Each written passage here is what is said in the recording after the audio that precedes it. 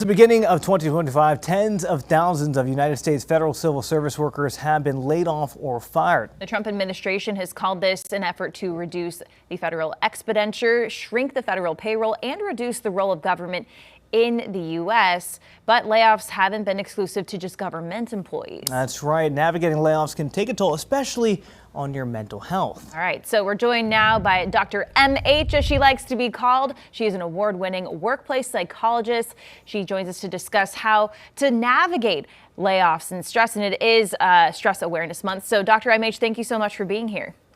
My pleasure.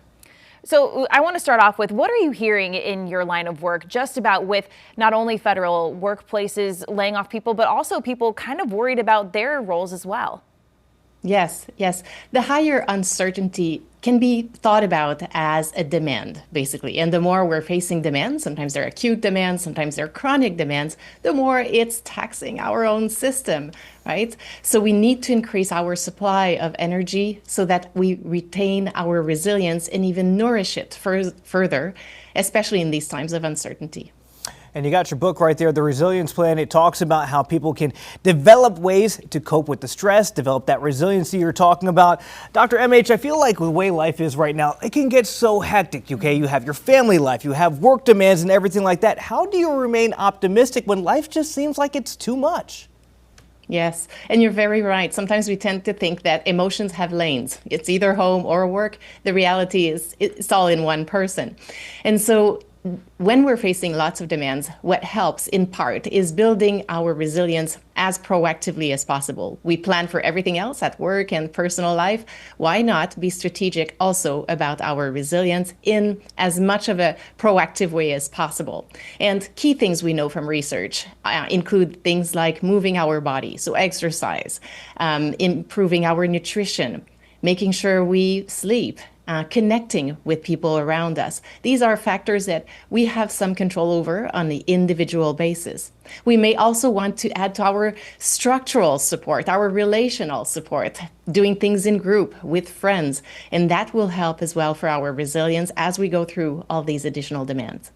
And before we brought you up here, we were talking off camera, you know, that resilience and adaptability is a skill that you can grow, right? A lot of us are just more innately born with that ability. But what's something that people can do to say, hey, I'm not handling these situations well, I want to handle them better? What kind of ways can they practice that?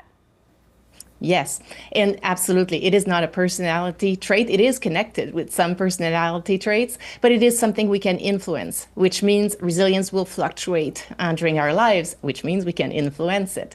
And so things to consider are similar to the ones I was mentioning earlier. When we think about exercise or moving our body, 3 types of exercise: cardio, strength training, and meditative activities like yoga, tai chi, meditation.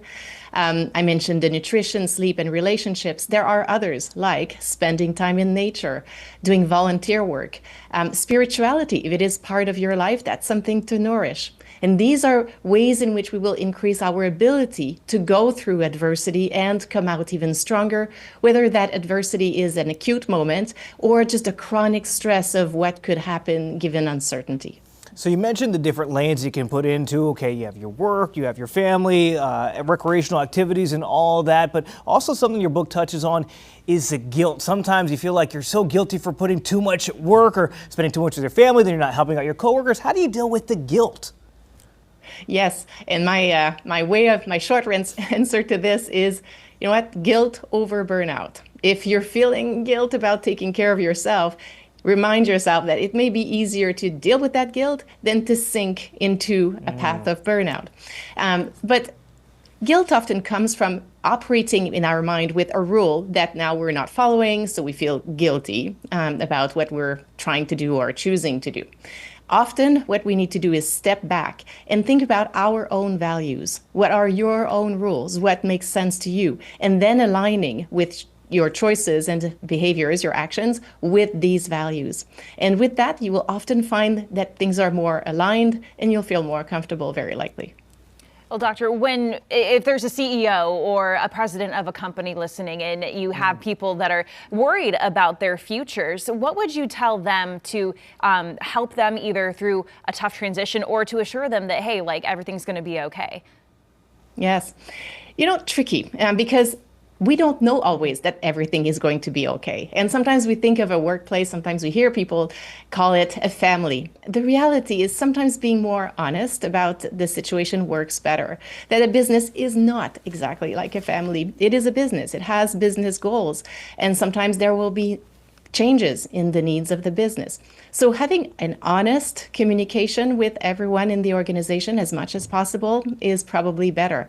So open lines of communications, normalizing that, yes, we may feel uncertain about what's going on, inviting suggestions from everyone in terms of what can we do that might help, and modeling resilience type behaviors, because even that person in charge, even your leaders are also feeling it. And so everyone needs to invest also in their individual resilience in addition to the team resilience and the organizational resilience.